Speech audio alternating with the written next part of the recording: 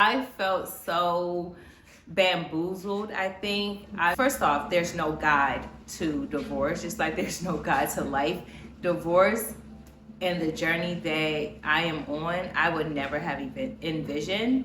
And I want to share my experience to maybe connect with someone who is going down this path as well. Hi, I'm Jazmine, and this space is for healing, rebuilding, and learning to live gently after life changes you. Today's video is a reflection on when things change on paper, but don't really feel resolved in real life. I'm talking about life after divorce, choosing peace, and learning to still heal when there are still loose ends. One day I was in my house reflecting, as I do, and talking to God, and a feeling of bitterness came over me. And I was shocked that I felt this sudden burst of bitterness and anger toward my ex-husband in the situation, because to pat myself on the back, I am so far down that healing journey that it does not affect me as it did when we first started. So I didn't understand. I haven't been bitter or angry in months. I didn't understand where this feeling came from. And I wanted to talk through it because I understand that bitterness is a tether to,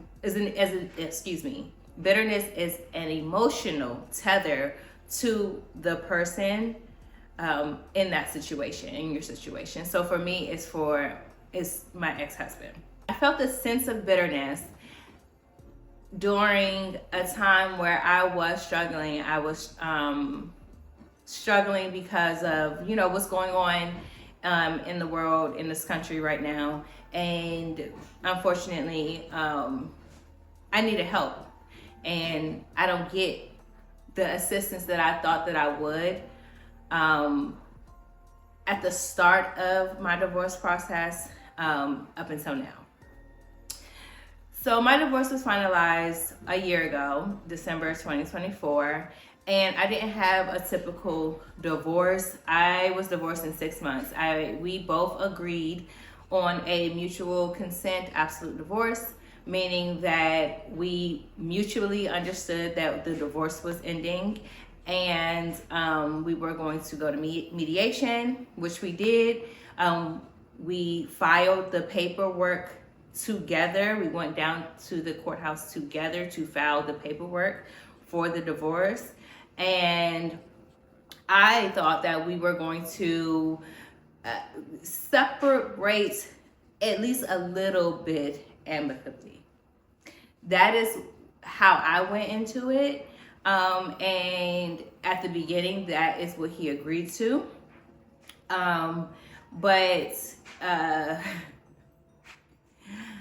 After a while, after we were sitting in the separation process waiting for our court date, things switched. And the saying that you do not divorce the same person you marry is absolutely true. Whoever said that ate that right on up.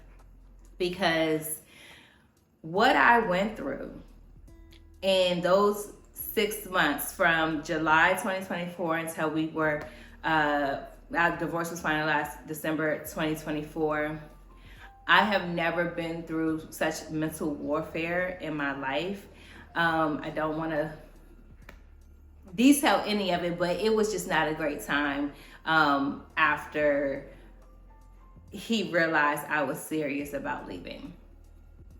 And during that time, during those 6 months, I wasn't able to feel. I was very numb. I was walking around not able to process what was going on. I was just living day to day.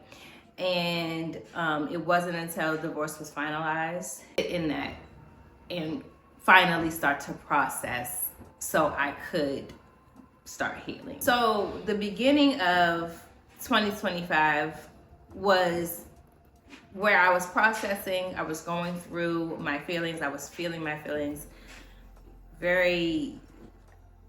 I'll touch on that in the next video. But ultimately, I felt like I had healed enough to not be bothered by the choices of my ex-husband. Even though we are still attached in a way, we still have property that we are dealing with, we still have things that we have in our names together that we are still dealing with. I thought that I was emotionally healed even still. But turns out that night that I was reflecting, and I was so angry because I felt just I felt so bamboozled. I think I felt like I should have gotten a lawyer. I should have fought, because what I went through spiritually, mentally, physically, emotionally, I haven't received anything from that. From that bitterness, I absolutely was angry at myself that I didn't get a lawyer, that I didn't fight, that I didn't stand my ground, that I was so kind and I just wanted to keep the peace, and I allowed him to feel how he felt and treated me how he thought that I deserved to be treated, because I was messing up the family. And I was annoyed by that. I was in here pissed off, cursing, going off. But then something switched, and this is the part that I want to share with you. The switch that happened. And the switch is, I realized that I do not care about his demise. I realized that I don't want to be bitter toward him anymore. I don't want to be emotionally anything to him anymore, or to my divorce, because that bitterness is going to ultimately continue to tether me to him in a way that he is going to be able to trigger me. He's going to be able to take me back some steps that I have outgrown. I know that whatever I did not get on the back end, I am walking into, and I cannot mess up my journey and my healing process and where I see myself and what God has in store for me by holding on to bitterness. So while I wish I would have done things differently, that was a lesson learned. That is my wisdom to tell you not to do that. Don't ever do that. But I understand that I have been blessed tenfold. Even in this stage of my healing, where I'm not to where I want to be yet, I can still say that I am blessed to sit here right now in peace, in quiet, in joy, in happiness, in all of the things that I prayed for.